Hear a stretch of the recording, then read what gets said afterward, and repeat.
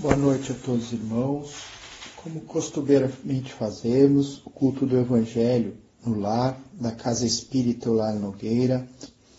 Então vamos todos nós nos ligarmos em pensamento, em oração, nos desligando dos afazeres, da correria do dia a dia, de todas as nossas atribulações.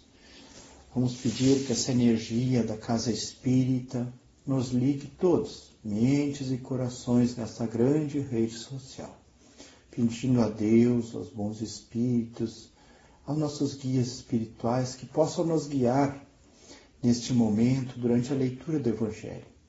Que essa leitura nos esclareça, nos traga a lição tão necessária a cada um de nós. Em nome de Deus e de Jesus, damos por abertas as atividades do Evangelho no lar da Casa Espírita Eulália Nogueira. Bem, meus irmãos, nós estamos no capítulo 10, Bem-aventurados os que são misericordiosos, e traz o item 9 e 10, que traz sobre título O cisco e a trave no olho. Como vocês conseguem ver um cisco que está no olho de seu irmão e não conseguem ver a trave que está em seu próprio olho? Como poderia dizer a seu irmão, deixe-me tirar o cisco que está em seu olho, se não de vocês possuem uma trave? Hipócritas, retirem primeiro a trave que está em seu olho, para depois retirarem o cisco que está no olho do seu irmão. Um dos defeitos da humanidade é ver primeiro o mal alheio para depois ver o seu próprio. Para fazer um julgamento correto, seria preciso que o homem olhasse seu interior num espelho, se transportasse de alguma forma para fora de si mesmo, e considerando-se como outra pessoa perguntasse: o que eu iria pensar se visse alguém fazendo o que faz? Indiscutivelmente, é o orgulho que faz com que o homem disfarce seus próprios defeitos, tanto morais quanto físicos. Esse comportamento é totalmente contrário à caridade, pois a verdadeira caridade é modesta, simples e tolerante. Não faz sentido praticar a caridade de maneira orgulhosa, pois a caridade e o orgulho são sentimentos que se neutralizam um ao outro. Aquele que é orgulhoso não consegue praticar a caridade. Um homem bastante vaidoso, que acredita possuir qualidades superiores, não consegue ressaltar o bem em outras pessoas, pois isso poderia ofuscá-lo. Assim, prefere ressaltar o mal que poderia promovê-lo. O orgulho, além de ser o pai de muitos vícios, ainda impede a manifestação de muitas virtudes. Ele é a razão de quase todas as más ações do homem, e foi por isso que Jesus se dedicou tanto em combatê-lo. O orgulho, sem dúvida, o principal obstáculo ao progresso da humanidade. Bem, meus irmãos, na leitura original se fala em arqueiro e trave.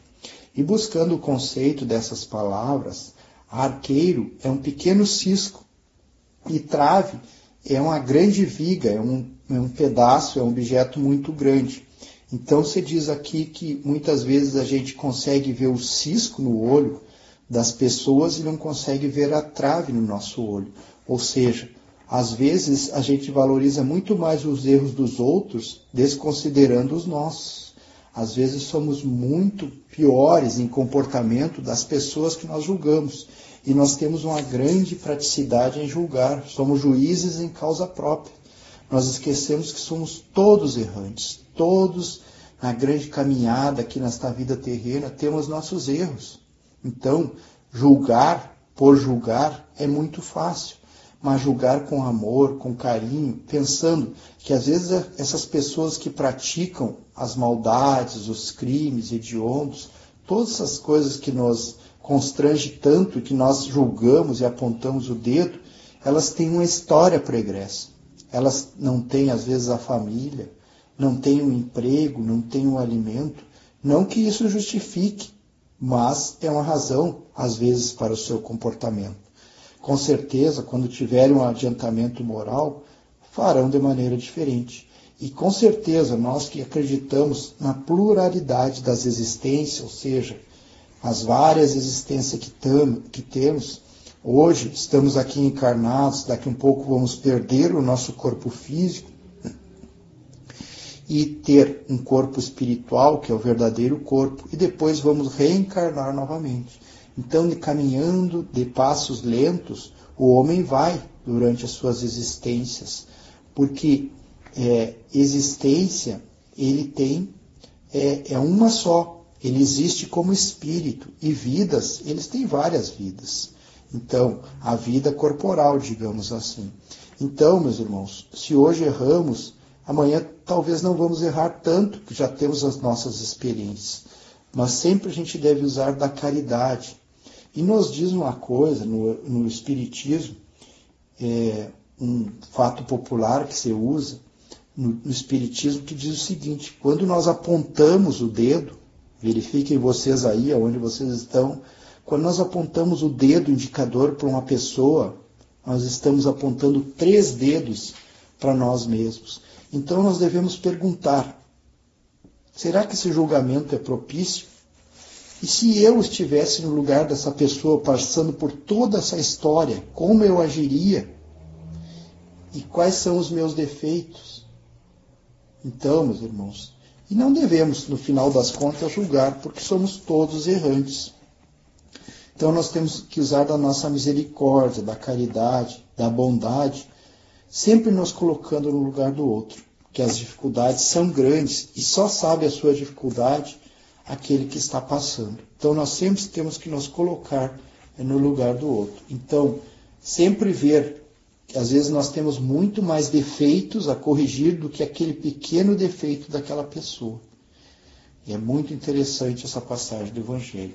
E para esclarecer um pouco mais, no livro Vivendo o Evangelho, volume 1, do Espírito André Luiz, psicografia de Antônio Balduí Filho, tem uma pequena passagem que diz o seguinte, sobre o título Crítica e Julgamento: ladrões, sequestradores, homicidas, falsários, corruptos, estupradores, incendiários, pistoleiros, difamadores, terroristas, malfeitores de toda espécie.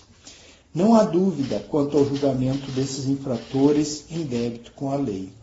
A assertiva de Jesus de que não deve julgar para não ser julgados diz respeito àquelas imperfeições que ainda frequentam a bagagem evolutiva de todos, mas que fazes questão de desculpar em ti mesmo e apontar com severidade na conduta dos outros. Claro que esses defeitos merecem igualmente análise e correção. Da tua parte, esforça-te por superá-los, buscando o roteiro do Evangelho. Contudo, se tiveres de opinar sobre o comportamento alheio, usa o discernimento e a indulgência, recordando que a crítica e o julgamento têm muita semelhança com a pedra, que tanto pode ser atirada para ferir, como também serve de alicerce para a construção do nobre. Quando eu estava fazendo essa leitura, meus irmãos, eu lembrei também numa parte que diz do Evangelho, que com a mesma severidade que nós julgarmos, nós seremos julgados. Então a justiça é uma só. A mesma justiça que nós usamos para as outras pessoas vai ser usado com nós mesmos.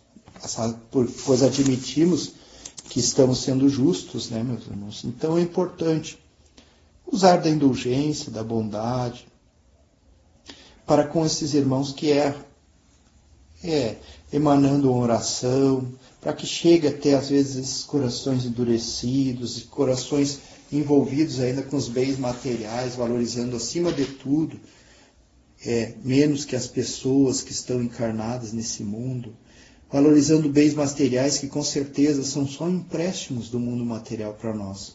Nós vamos retornar ao mundo espiritual e tudo isso aqui vai ficar aqui, meus irmãos. Bens, posses, veículos, animais, tudo isso é do mundo material. Nós somos seres espirituais numa vivência material, que é muito rápida. Então, meus irmãos, vamos agradecer a Deus nesse momento pela oportunidade que tivemos de receber esse ensinamento, que possamos cuidar mais de nós, das nossas ações, evitar o julgamento que causa tristeza, causa repúdia, causa melancolia, que agrava as situações da vida. Que Jesus, o nosso Mestre amado, seja o nosso guia de conduta hoje e sempre. Vamos pedir nesse momento pelas águas que temos para beber, que nelas seja colocado remédio para os nossos males físicos e espirituais, de acordo com o merecimento de cada um de nós. Vamos pedir por aqueles irmãos escritos nos cadernos de radiações da Casa Espírita La Nogueira, cadernos de cirurgias espirituais, que todos recebam o auxílio, a ajuda e a cura, se for do seu merecimento. Vamos pedir por nós mesmos um passe espiritual, cada um mentalizando o seu corpo, aquele órgão mais necessitado da ajuda, do refazimento, da cura. Se for da vontade desses seres de luz que nos acompanhem, que a cura aconteça. Vamos pedir também por aqueles irmãos que andam pelas ruas, entristecidos, melancólicos, irmãos que golpeiam, que ferem, que não conhecem a lei do amor. Aqueles irmãos que se encontram nos hospitais, moradia transitória, asilos, irmãos que erraram contra as leis dos homens e talvez até contra as leis de Deus, que são irmãos que se encontram no presídio de nossa cidade. Que todos recebam muita luz, muita paz. E agora, meu irmão, eu dedico a ti que está ouvindo esta mensagem do Evangelho. Que nesse momento essa luz que emana da nossa casa espírita invada todos os cômodos do seu lar ou aonde você se encontrar. Que essa energia desfaça tristezas, melancolias, desequilíbrios. Que a partir desse momento tu te sinta energizado com paz e muita tranquilidade. Que Jesus, o nosso Mestre, seja uma presença constante em tua vida, teus pensamentos e no teu coração. Um pensamento voltado a Deus, aos bons espíritos que nos acompanham, desejamos uma boa noite. Que assim seja.